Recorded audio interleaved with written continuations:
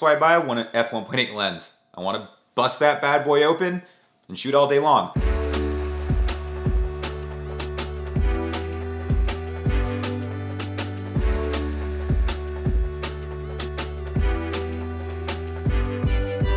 What is up, YouTube? You're here with me, Bernardo Rocha, and today we're going to be pitting together two lenses at really one of the most important focal lengths for photographers, especially when we're talking about primes, 35 millimeters.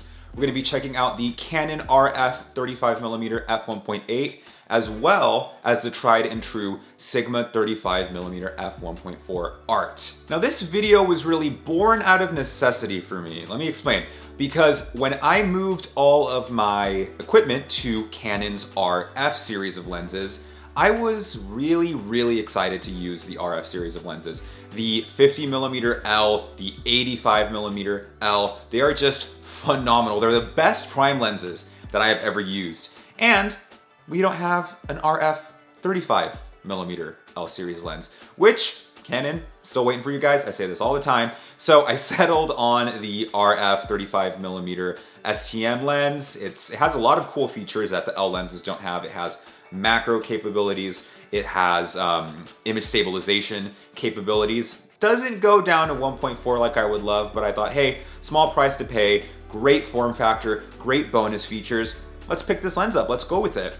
And bought this lens, had a lot of fun shooting with it for really a long time until I started noticing that my f1.8 images with this f1.8 lens really kind of left a lot to be desired, if I'm being honest with you guys.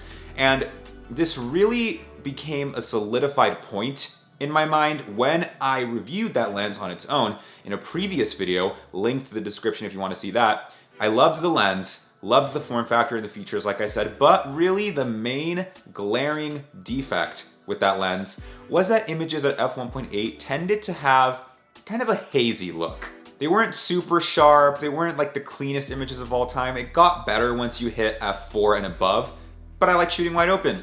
That's why I buy one f1.8 lens. I want to bust that bad boy open and shoot all day long. But you know, at the end of the day, lens does what I needed to do in a small size. I was happy to keep it while I waited for the Canon RF 35mm L prime lens.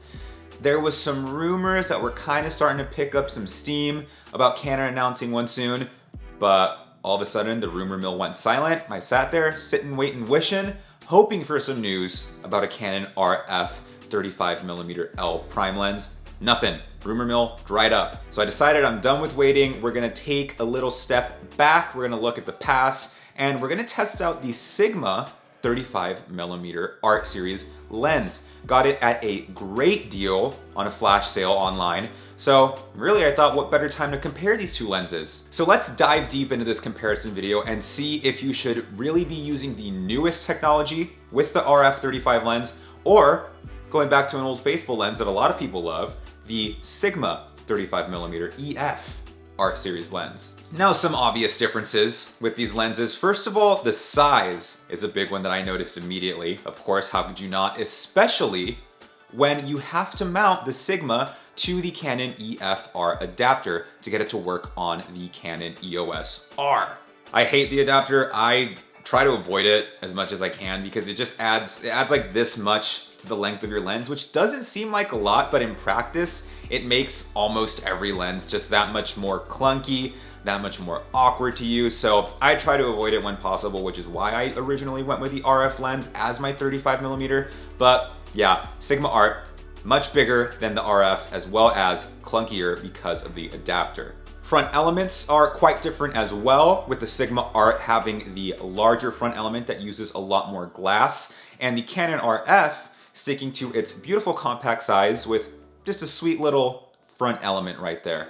Differences in price as well, with the Sigma Art Series 35mm currently retailing online for $699, $700, just call it $700 plus tax, and the RF 35mm retailing for $499, aka $500. So $200 price difference there, which is something worth noting. Maybe in the world of lenses, $200 doesn't sound like a lot, but $200 difference. Keep that in mind. As I mentioned before, as far as features go, the Canon 35mm is fully equipped with pretty much anything you'd ever want. It has macro, it has image stabilization, great, love those features. Whereas the Sigma really has no features other than f1.4. This makes the 35mm a great lens as just really a general all-purpose prime. It's good for filmmaking. If you get an ND filter on it, you can shoot videos at f1.8 with the image stabilization, which is awesome. And it's very versatile to have if you're a wedding shooter like I am, because you can get some easy macro shots of the ring with a small little lens. It's about that big. It doesn't take up any more space than you need it to in your camera bag. This is the part of the review where some photographers might start talking about spherical elements or aperture blades, and that's all good and well, but look guys, we don't care about that, do we? We don't need to hear the technical mumbo jumbo. We want to see the images. So what I've done is I've prepared an album of test shots that I specifically shot and curated myself right back here on my computer on Lightroom. So let's get into really the best part of this review and check out the images. Welcome to Adobe Lightroom. What we're gonna be doing here is we're gonna be checking out this album that I've prepared of photos that I've taken comparing the Canon RF 35mm lens to the Sigma Art 35mm lens. So right here we have this shot of a beautiful landscape overlooking a balcony of a property that we stayed at in Lake Arrowhead, California. This is with the Canon RF 35mm, shot at f11. Nothing super exciting, you know, but it's always nice to see. And then an image shot with the Sigma 35mm. Honestly guys, with a picture like this, it's really hard to see any sort of difference. If we look at this tree trunk right here, you guys can tell that this is where I focused. The Sigma might be a little bit sharper, but honestly, it's pretty negligible. Let's check out the corners right here on the Canon image. Cool, that's a corner. That is definitely a corner in my professional opinion. And then let's look at the corner on the Sigma. Yeah, I mean, if you really want to pixel peep, the Sigma is sharper at f11 in the corners and just really in general. But honestly, you guys, with images like this, you really can't tell a practical difference. Just something I thought I'd showcase since this is an image that I take somewhat often. Moving on to a different kind of photos. So I ordered these beautiful leather passport holders from a company called Portland Leather Goods. Not a sponsored video at all. They just make beautiful products. These are handmade leather passport holders, and when these came in the mail, I thought these are perfect for a test of these two 35mm lenses. So first off, we're gonna check out the lens's performance at f1.8 on this product style photo. Zooming in to the Canon RF 35mm lens. This was shot at 1.8. On this particular photo, I focused right on the U. And you can see right around here, we're seeing some beautiful leather grain, and it starts to fall into the beautiful blurriness characteristic of shooting at large apertures like this. So far so good. This image looks good. Whereas on the Sigma image, I noticed I focused more so on this G. So checking them out one after the other, let's just kind of, let me really drink this in. Give me a second.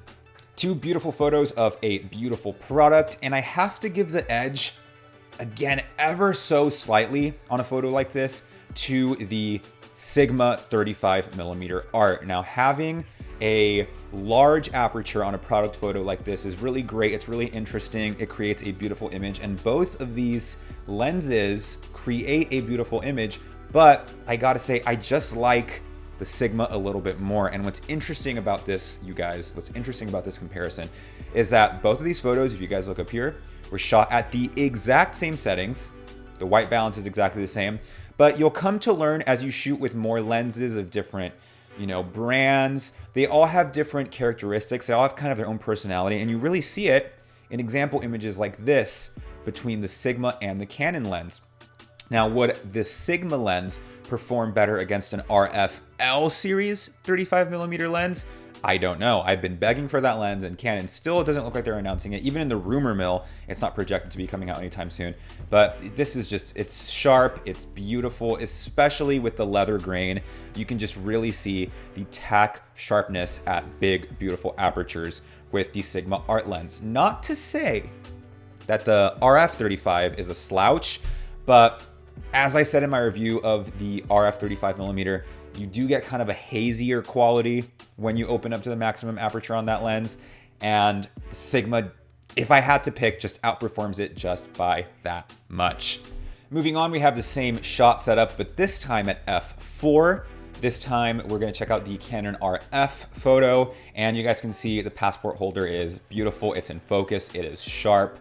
And this passport holder, you start getting some of that background blur, which is great. You don't want that much when you're shooting at f4, that's not your goal. But this product, it's beautiful, it's sharp, it's in focus. Let's go to the Sigma image. Yeah, and really at f4, any difference is negligible between these two lenses is what I found. I would even say that the RF looks better. The RF image looks better at f4. Exact same settings once again, but the RF just slightly has that edge. And I think that has to do with the technology in RF lenses. These lenses are just freaking amazing, especially the L series lenses. The L series primes are just so good. And the technology really starts to shine with this lens at f4 and above, which is a shame, really, because if you buy a lens that goes to f1.8, if you're like me, you want to shoot at f1.8 all the time. So for the f1.8 to not be as good as the f4, that's a bummer, and that's part of what motivated me to pick up the Sigma 35mm art. But we'll talk about that more at the end of this video. Moving on, we're just looking at some straightforward portraits. This is my British wife right here, Abby. She's always nice enough to be my sample model. So let's check out the Canon 35mm RF lens at f4. Beautiful, nice and sharp. Look at the sharpness on that left eye. Her right eye, our left. That is tack sharp. Let's go to the Art series image. Beautiful, tack sharp. Look at that. These are just beautiful images. f4 on both of these lenses is gorgeous. It's razor sharp. Next up, we're gonna look at f1.8 on both of these lenses. So this is the RF lens, getting a lot of vignetting, which is an easy fix if it's a problem for you, but I love myself some vignetting, I gotta say. Check out this eye right here, see how that looks. Looks a little hazy. I gotta tell you guys, a little bit hazy, which is a common theme with this lens as we're learning. And the Sigma art at 1.4. And Jesus Christ, guys, the thing with this Sigma lens is that at any aperture, this thing is razor sharp. The Canon, unfortunately, the wider the aperture, the hazier the image. It's just not as sharp. But with the Sigma, man, you have no worries, no problem shooting at any aperture. Look at this. Look at this picture. I mean, this is just tack sharp. And I shot a bonus photo at f1.4, as we can see right here. This is a Sigma art lens at f1.4 because obviously the Canon RF lens doesn't go to 1.4. And I mean, same thing, you guys. This is just crazy sharp. Look at this eye right here where we focused on. That is just razor sharp at f1.4. Getting beautiful background blur on those plants behind Abby. Getting a lot of vignetting, which again, I really like, and these images are unedited. Some of you guys might choose to fix that with the built-in lens profiles. I don't think I would, to be honest with you guys. I'd correct for distortion, but I'd leave the vignetting in. So yeah, I mean, that's gorgeous. And especially, I mean, let's just have a look at f1.8 on the Canon lens and f1.4 on the Sigma lens. Just amazing. Just great images. I want to shoot with this thing all day long. And I shot a final little bonus set of images. This is at f1.8 right here, and this is at f1.4. Just that much dreamier, just a little bit more dreamlike, which if you're like me and you shoot primarily weddings and engagements, that dreamlike quality is so, it's just killer, man. It really sets your images apart. You're not getting a lens like this to get the maximum creamy bokeh, but when you can achieve just that little extra character, that little extra oomph at f1.4 versus f1.8, then it's worth the money, in my humble opinion, my friends. So this was the images on Lightroom. Let's hop off of here and go back to the main camera, and we're gonna talk about my conclusions, talk about my final thoughts. Now that we've seen the images, you guys already might have an idea of how I feel about these two lenses. So what are my conclusions? What are my final thoughts? And ultimately, who wins this battle? Which lens am I gonna keep out of these two lenses? And which one's headed for eBay? So really, for my needs, you guys, image quality is king. I need my lenses to be sharp. I need to be able to shoot at beautiful, massive apertures like f1.4, f1.2, if possible, that's even better. But I really need that quality. I need my lens to help me create images that, you know, one of my wedding clients, they open their wedding album and boom, they're just blown away by the images. The images have character, they're sharp, they're just high quality images. And really, it's a bit obvious who kind of wins in this department. It's the Sigma 35mm art. The Sigma 35mm art's images blew me away. It's an older lens, it's a Sigma. Some people have had bad experiences with their Sigmas. I've had nothing but good experiences with, especially with my art Sigmas, but it's just amazing. There's a reason it's one of the most popular lenses out there today. And the RF is a beautiful little lens. I mean, the size is fantastic. It's the smallest prime, I believe, currently available for the Canon EOS R.